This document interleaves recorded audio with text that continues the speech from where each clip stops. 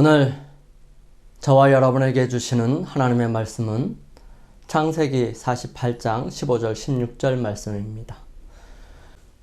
그가 요셉을 위하여 축복하여 가로되 내 조부 아브라함과 아버지 이삭에 섬기던 하나님, 나의 남으로부터 지금까지 나를 기르신 하나님, 나를 모든 환난에서 건지신 사자께서 이 아이에게 복을 주시오며 이들로 내 이름과 내 조부 아브라함과 아버지 이삭의 이름으로 칭하게 하시오며 이들로 세상에서 번식되게 하시기를 원하나이다. 하나님의 은혜로 오늘까지 주님 안에서 축복 속에 사시는 여러분 안녕하십니까? 우리는 가정의 달을 맞아 4번에 걸쳐서 이삭과 야곱의 가족들을 통해서 우리의 가정을 살펴보고 하나님께서 바라시는 가정의 모습을 바라보았습니다.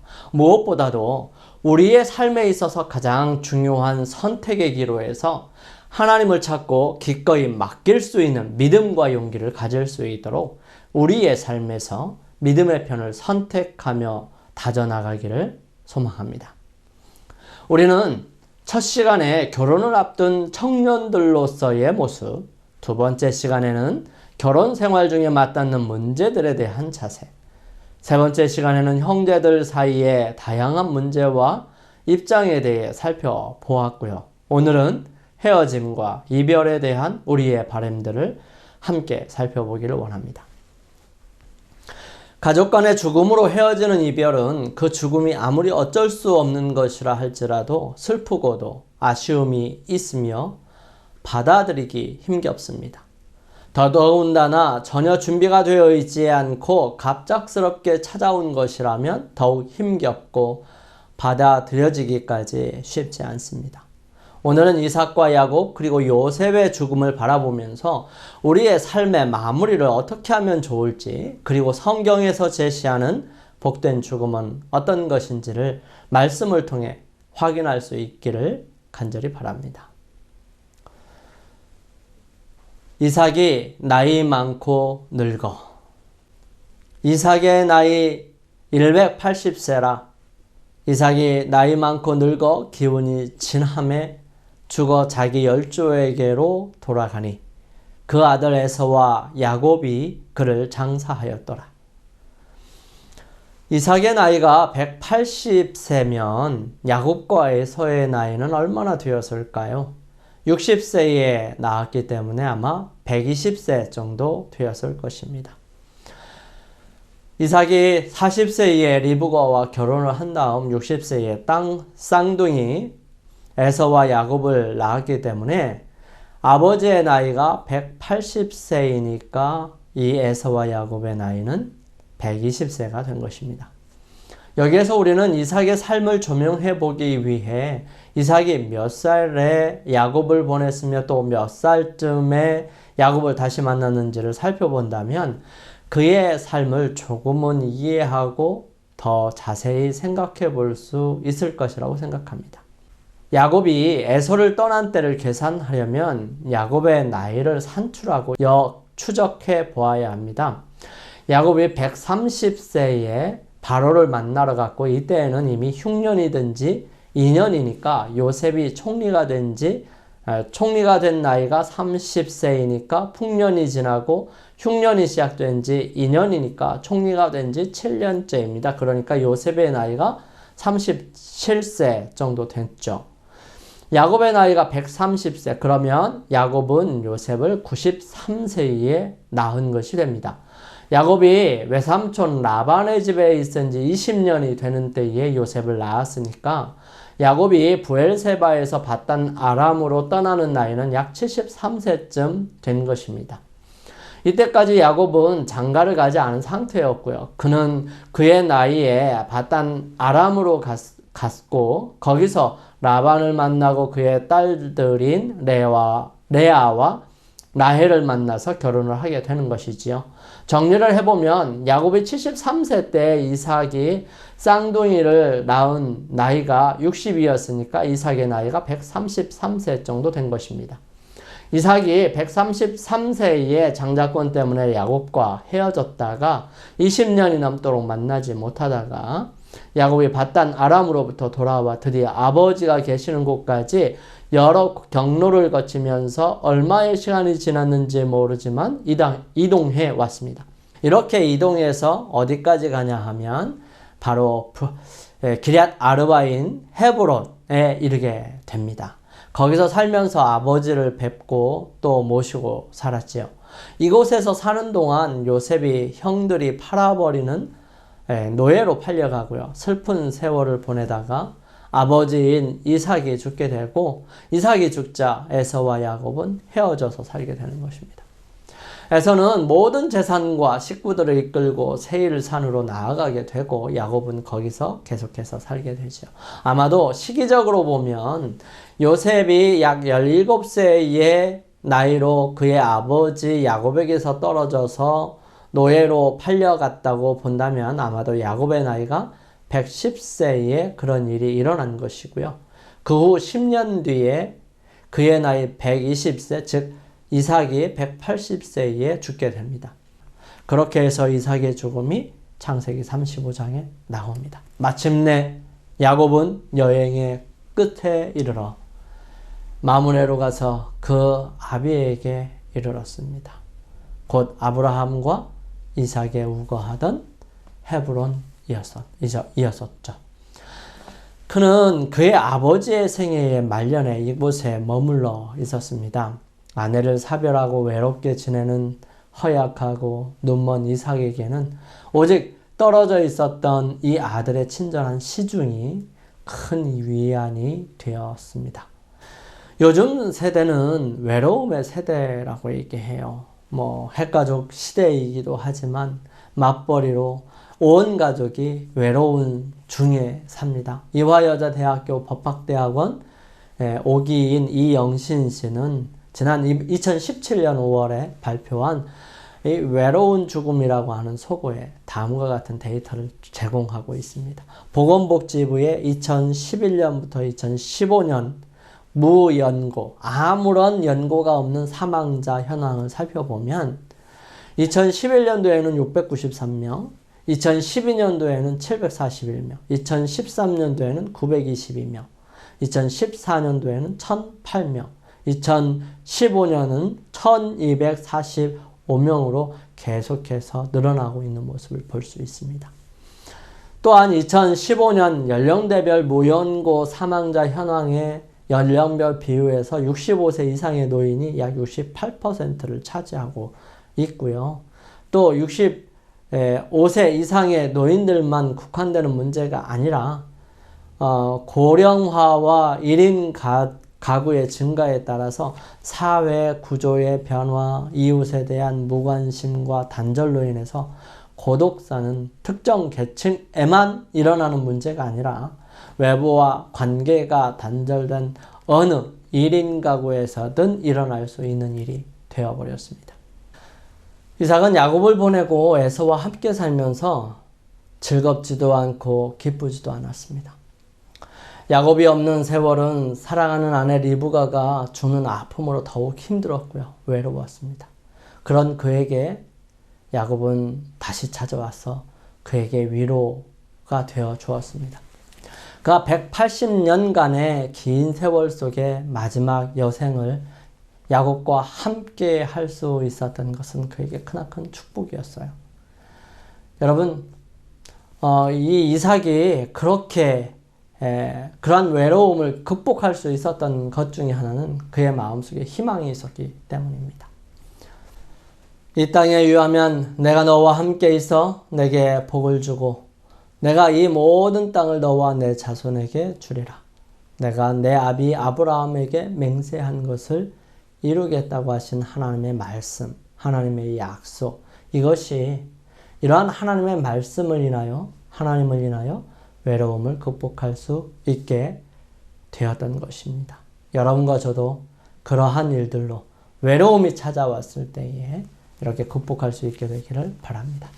두 번째, 야곱이 그 발을 침상에 거두고, 야곱이 아들에게 명하기를 마치고 그 발을 침상에 거두고 기운이 지나여 그 열조에게로 돌아갔더라. 야곱의 삶은 파란만장한 삶이었습니다. 장자권의 축복을 속여서 받음으로 인해 형인 에서의 분노를 샀고요. 두 아들의 싸움 속에서 두 아들들을 잃고 싶지 않았던 리브가와 이삭은 바단 아람으로 야곱을 보내시오. 그렇게 가족을 떠나서 멀리 외갓집으로 가는 70여 세의 야곱은 그 길이 쉽지만은 않았을 것입니다. 거기에서 그의 외삼촌의 품삯만 10번이나 바꾸는 어렵게 하는 모습을 보았고요. 그러면서도 그의 자녀들에게도 좋은 소리를 듣지 못했습니다. 그는 라헬을 사랑했고 라헬과 결혼하기 위해서 노력했었습니다. 그는 매일의 삶에서 즐겁지만은 아니하였을 것입니다. 그의 삶이 그렇게 된 것은 바로 자기가 형 에서의 장자권의 축복을 가로챘기 때문이라는 생각이 그를 무겁게 눌렀고요. 그래서 그는 자신의 주장을 제대로 잘 하지 못하는 소극적인 사람이 되었던 것입니다. 그런 그는 아버지 이삭처럼 오히려 발랄하고 당찬 라헬이 마음에 들었는지도 모르겠습니다. 그래서 야곱은 라헬을 좋아했고요. 또 야곱을 좋아했던 사람은 아마도 집에서 일을 하고 집안일을 하는 레아였을 것입니다. 자상하고 잘 챙겨주는 야곱의 모습에 레아는 마음이 들었을 것입니다. 이런 여러 가지 모습을 라반이 알고 그것을 철저하게 이용하고 속입니다. 야곱은 자신의 의도와 상관없이 부인이 둘이 생기게 되었고요. 그것은 그로 하여금 끊임없는 고통과 아픔을 자아내게 했습니다. 두 사람의 갈등으로 여러 가지 문제들이 발생하기도 했고, 또 야곱의 4명의 여자들로 인해서 고통을 겪게 되었고, 끊임없는 문제들로 인해서 힘겨움이 있었던 것입니다. 그는 7년 동안 죽으라 일만 했고요. 그리고 13년 동안은 자녀들을 낳으며 아내들의 시기 질투 등으로 인해서 고통이 찾아오게 되었습니다. 그런 모습을 접할 때마다 야곱은 자기 탓이라고 생각했고 그들의 말들 들어주기 위해 그들의 요구를 수용하게 이릅니다. 그리고 그는 부모님에 대한 그리움과 라반의 거듭되는 속임수, 그리고 외삼촌의 아들들에 의한 그 마음 상함으로 인해서 힘들어할 때 하나님께서 야곱에게 말씀하십니다. 여호와께서 야곱에게 이르시되 내 조상의 땅, 내 족속에게로 돌아가라. 내가 너와 함께 있으리라 하신지라. 결국 야곱은 라반을 피해서 도망하게 되었습니다. 도망한 지 3일 만에 알게 된 라반은 7일 길을 쫓아서 겨우 그를 만나게 되죠. 사실 라반이 쫓아오는 것도 두려웠지만 그는 형이 더 두려웠어요. 하지만 그가 그렇게 진행할 수 있었던 것은 다름 아닌 하나님께서 함께 하실 것이라는 그것이었습니다. 그는 약복강가에서 자신의 모든 것을 내려놓고 하나님께 나아가게 됐고요. 거기서 그는 새로운 이름을 얻었고 그 이름이 바로 이스라엘이었습니다. 그는 거기서 엉덩이 뼈가 어긋나게 되었고요. 그것은 그로 앉거나 일어서거나 걷는 것, 이 모두가 불편하게 됐습니다. 그는 평생을 고통 속에서 살게 된 것이지요. 그것은 형 에서에게 불쌍함으로 비추어졌고요. 이런 야곱을 죽이겠다고 달려온 자신을 부끄럽게 만들었습니다. 오히려 동생을 용서하는 계기가 되었고요. 그들은 옮겨서 숫곳을 거쳐 드디어 헤브론인 기럇 아르바까지 이르게 되는 것입니다. 그는 거기서 아버지가 계시는 곳에 이르게 되었고 아내를 잃은 외로운 아버지 이삭을 본향하게 됩니다. 그의 아버지가 180세에 돌아가셨으니까 아마도 24년 동안 야곱이 함께 지냈었던 것 같아요. 아마도 이 중에서 13년 정도는 요셉이 할아버지인 이삭과 함께 지내지 않았을까 하는 것입니다. 하지만 거기서 요셉을 잃어버리게 되었고요. 그 후 10년 뒤에 이삭의 죽음을 맞이했습니다. 그리고 3년 뒤에 요셉이 애굽에서 총리가 되었지만 아버지는 그것도 알지 못한 채 7년을 더 지내서 굶게 생긴 자녀들과 식구들을 위해서 곡식 사기 위해 아들들을 보내게 되죠. 거기서 요셉을 만나게 되는 것입니다. 베냐민만을 남겨두고 보냈었는데 그렇게 보낸 아들들은 베냐민을 데려오란다고 전합니다. 고통과 신음 속에서 매일 고민과 고민 속에 보내던 야곱은 드디어 결정합니다. 베냐민도 보내기로 말이죠. 그리고 돌아오기를 기다립니다. 그 기다림은 외롭고 두려움과 걱정의 시간이었습니다. 힘이 없고 연약하여 다른 사람들의 도움을 받아야 하는 상태에 놓인 수많은 병약하고 연로하신 분들을 어떻게 대해야 할까요? 전국 자원봉사, 이 한국에 있는 전국 자원봉사연맹 블로그에서 현대판 신고려장 노인학대기의 또 다른 얼굴이라고 하는 제목으로 2017년 9월에 게재된 내용인데요. 엄마 함께 해외여행 가요. 효도관광 시켜주겠다며 아들의 권유로 한국으로 떠난 모자. 인천공항에서 노모에 애타는 부르짖음이 있었습니다. 얘야 어디에 있니? 그렇게 버려진 독일 국적의 노모는 인천공항에서 3개월가량을 기도실에서 자고 화장실에서 씻으면서 노숙 생활을 하고 있었습니다. 한국 거주권이 없었기 때문에 3개월 후면 떠나야 하지만 돈이 없어서 가지 못하는 노인이었어요. 이 독일 국적의 노인의 자식을 어렵게 수소문해서 연락을 해보니까 그 자녀들은 모르는 일이라며 연락을 끊어버립니다. 자신이 자식에게 버려진 사실을 알면서도 행여나 자식에게 해가 될까봐 노심초사하는 이 독일 국적의 노인의 마음은 세상 어느 고통보다도 고통스러웠을 것입니다. 이것이 한국 공항 안에서 벌어지는 유럽판 고려장의 현실이에요. 고려장은 예전에 늙고 쇠약한 사람을 구덩이 속에 산채로 버려두었다가 죽은 뒤에 장사를 지내었다는 것을 말하는 것입니다. 참 세상은 여러 가지가 있습니다. 한편 직접적으로 버려지지는 않지만 간접적으로 버려지는 신고려장 문화가 최근에 사회 곳곳에서 발생하고 있는데요. 바로 치료가 필요하지 않음에도 불구하고 지낼 곳이 마땅치 않다는 이유로 입원을 강제하는 사회적 입원이 바로 그런 것입니다. 사랑하는 성도 여러분, 우리는 부모가 없이는 결코 세상에 태어나거나 존재할 수 없는 사람들입니다. 비록 부모의 도움을 조금도 받지 못한 사람들도 있었고요. 태어나면서부터 버려지거나 불의의 사고로 부모를 잃어버렸거나 사별한 경우도 있습니다.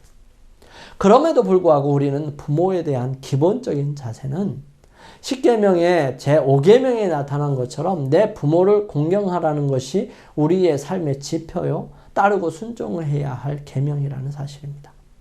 자녀들이 장성하여 성년이 된 자들 중에서 더러는 부모의 거처를 마련하여 드리는 일로 그의 의무를 다하였다고 생각하는 사람들이 있습니다. 먹을 것과 지낼 곳은 그들에게 주면서 사랑과 동정은 주지 아니합니다. 이 부모들이 이 노년에 애정과 동정의 표현을 바랄 때에 자녀들은 무정하게도 그들의 애정을 부모에게서 거둬버리죠. 자녀들이 그들의 부모에게서부터 존경과 사랑을 억눌러야 할 때는 없습니다. 부모가 아무리 나약하고 좋지 못하다 할지라도 힘이 없어도 그분과 함께 살고 그분의 여생을 편안하게 보내드리는 게 자식된 도리이지요. 부모가 살아계시는 동안 그들을 공경하고 존경하는 것이 자녀들의 기쁨이 되어야 합니다. 자녀들은 가능한 한 늙으신 부모의 생애에 모든 명랑함과 햇빛을 가져다 주어야 합니다. 자녀들은 부모님이 가시는 마지막 길을 편안하게 해드려야 합니다. 이것이 우리에게 필요한 거예요.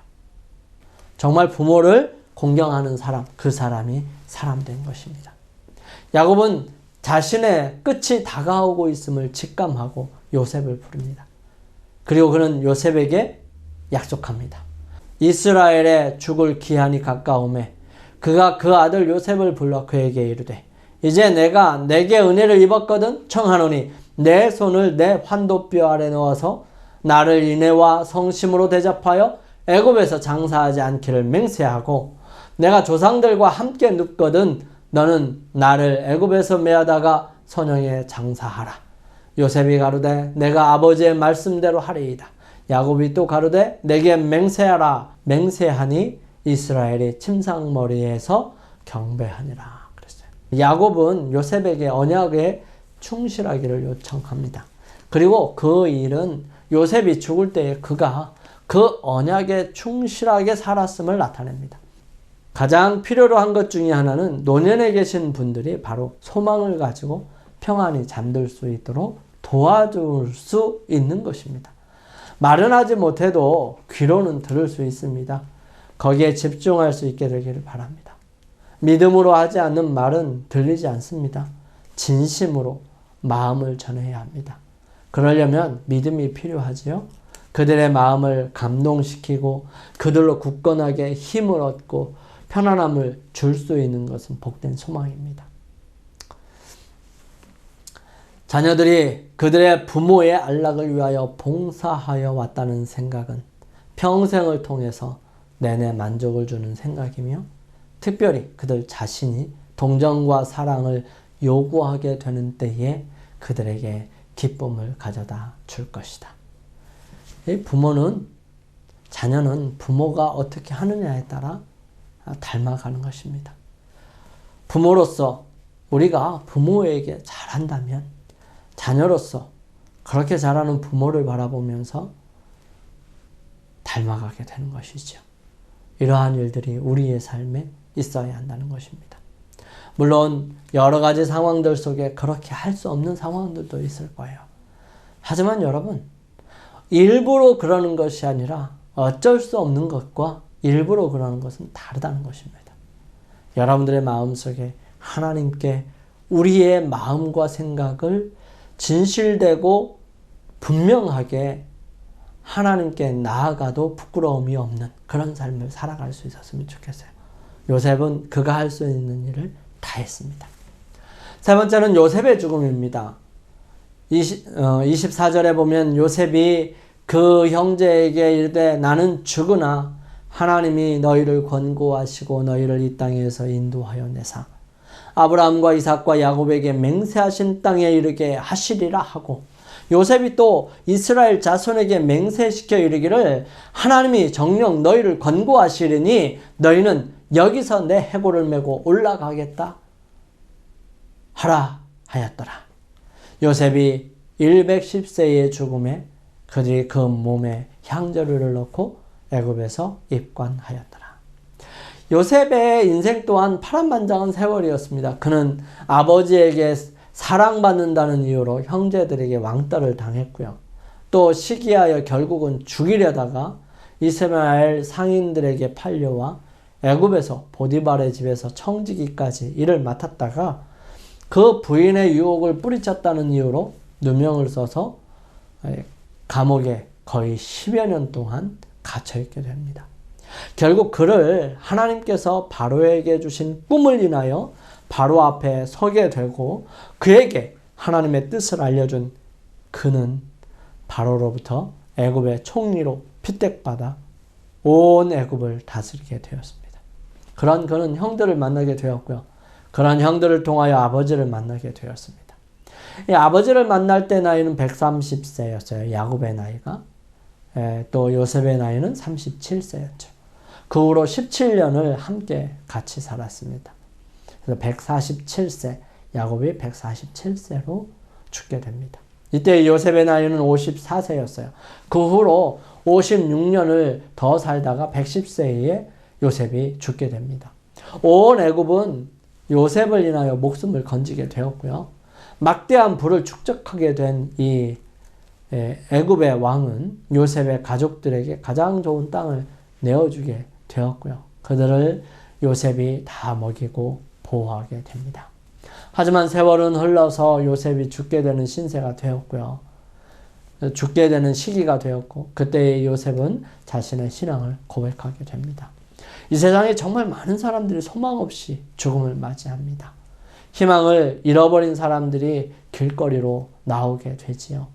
희망이 있을 때에 노력하게 됩니다. 하나님께서는 이스라엘 백성들에게 희망을 주기를 원하셨어요.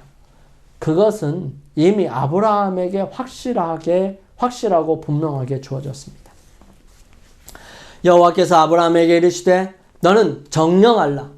내 자손이 이방에서 객이 되어 그들을 섬기겠고 그들은 400년 동안 내 자손을 괴롭게 하리니 그 섬기는 나라를 내가 징치할지며 그 후에 내 자손이 큰 재물을 이끌고 나오리라 말합니다.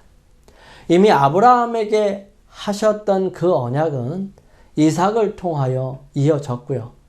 야곱에 의해 요셉이 분명하게 믿었던 것입니다. 요셉은 자신의 삶의 끝에서 그의 형제들에게 말합니다. 요셉이 그 형제들에게 이르되 나는 죽으나 하나님이 너희를 권고하시고 너희를 이 땅에서 인도하여 내사 아브라함과 이삭과 야곱에게 맹세하신 땅에 이르게 하시리라 하고, 요셉이 또 이스라엘 자손에게 맹세시켜 이르기를 하나님이 정녕 너희를 권고하시리니 너희는 여기서 내 해골을 메고 올라가겠다 하라 하였더라 그랬어요. 요셉은 아버지를 떠나온 순간부터 언약을 붙들면서 살았습니다. 그는 그의 언약을 통하여 역사하시는 하나님의 역사를 바라보았어요.